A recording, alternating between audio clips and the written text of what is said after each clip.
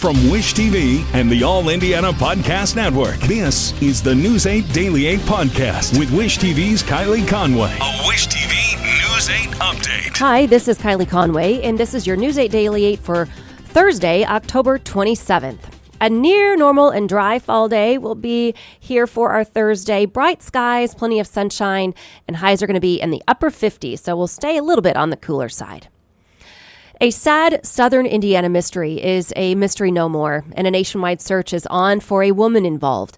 6 months after a mushroom hunter found a suitcase with the body of a little boy inside, state police say they now know who the child was, where he was from, and who was responsible for his death and dumping of his body. Cairo Jordan was 5. He was from Atlanta, Georgia. When his body first turned up in rural Washington County in April, investigators say they had virtually no clues to go by. Now, 2 women are accused in the case. One, named Dawn Coleman, is in custody in California. The other is a child's mother, DeJuan Anderson. Troopers want officers everywhere to look for her. Police say they found fingerprints from the women on trash bags in the suitcase. Investigators say Anderson, the child's mother, has a criminal history. A probable cause report shows police arrested Anderson in South Carolina on March 12th. She led police on a 30-mile chase with her son and Dawn Coleman in the car. Police also arrested her later that month in Louisville for shoplifting. Indiana State Police say once they learned of the charges against Anderson, they found disturbing Facebook posts made by her and Coleman calling Cairo a demon. The posts say, "Don't even know it's a full-grown demon in the child body telling you what to do because you didn't choose your soul." Police say Anderson wrote that on Facebook on March 15th, just days after her South Carolina arrest.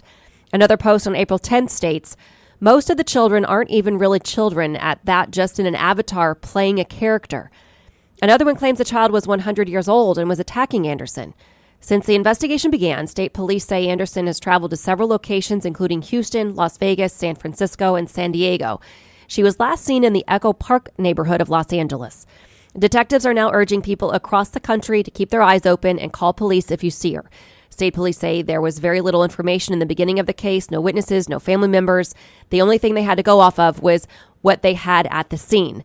Police say they spotted Anderson's car on a toll camera on I-65 in southern Indiana the same day they found Cairo's body. Police think Anderson dumped her son's body along a rural road 2 days prior. Cairo would have turned 6 this past Monday.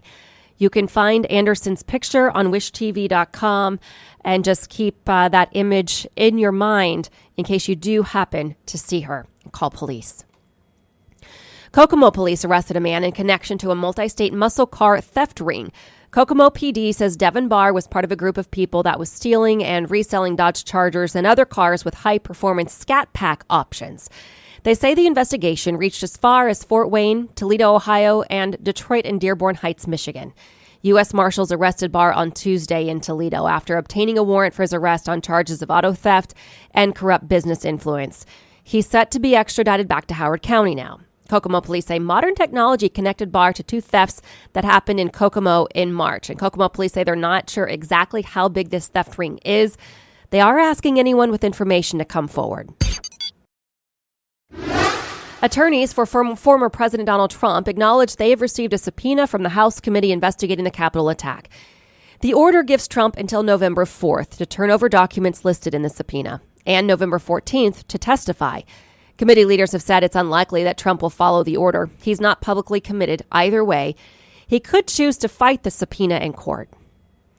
A man in Wisconsin is now convicted in a Christmas parade tragedy. Daryl Brooks drove his SUV into and through a crowd in Waukesha last year, killing 6 people and hurting scores more.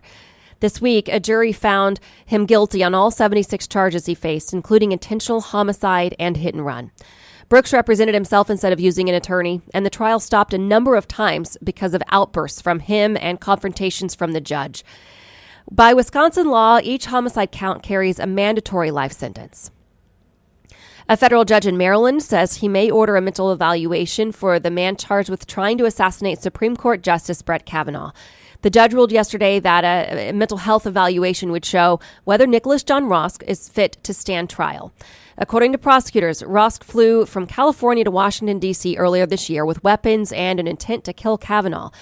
Officials say Ross told him that he was upset with the court's handling of gun control and the leaked draft opinion on abortion rights. A trial date has not been set. The Biden administration says it's cracking down on so-called junk fees charged by banks and other companies. President Biden and the director of the Consumer Financial Protection Bureau made the announcement yesterday.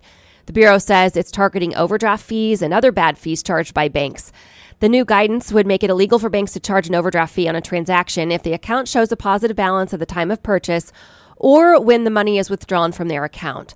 The Bureau estimates banks charged customers roughly $15 billion in overdraft and bounced check fees prior to the pandemic.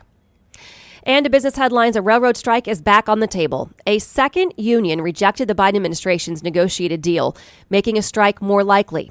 Railroads carry much of the nation's grain and coal. Zillow lays off 300 employees in the latest workforce shift. The online real estate marketplace informed its impacted employees about the decision, according to reports. Zillow has become one of the latest tech companies to lay off employees during this economic slowdown, especially in the housing market. Quiet quitting may be over. Layoff fears have workers back to the grind, with job openings down by 15% since March's record high. The frenzy of the Great Resignation is beginning to moderate. Elon Musk changes his Twitter bio to Chief Twit ahead of rapidly approaching deadline to finalize deal. It could be a sign that he plans to appoint himself Twitter CEO once he purchases the platform. And for younger generations to match boomers' retirement wealth, asset valuations will need to keep rising and do so in an era marked by higher inflation and interest rates. An epic 4-decade boom in housing and stock prices made baby boomers the richest generation in U.S. history, but millennials may have trouble matching that, according to a new study. This has been your News 8 Daily 8 for Wish TV. I'm Kylie Conway, online at wishtv.com, and follow us on Facebook when you search Wish TV. This is the News 8 Daily 8 podcast with Wish TV's Kylie Conway. A Wish TV News 8 update on demand. For even more, on demand and on the go. Connect with Wish TV on Facebook at wishtv.com and on the free Wish TV mobile app. Thank you for listening. And be sure to like, subscribe, and follow this podcast for updates every weekday morning on the All Indiana Podcast Network and wherever you get your podcast.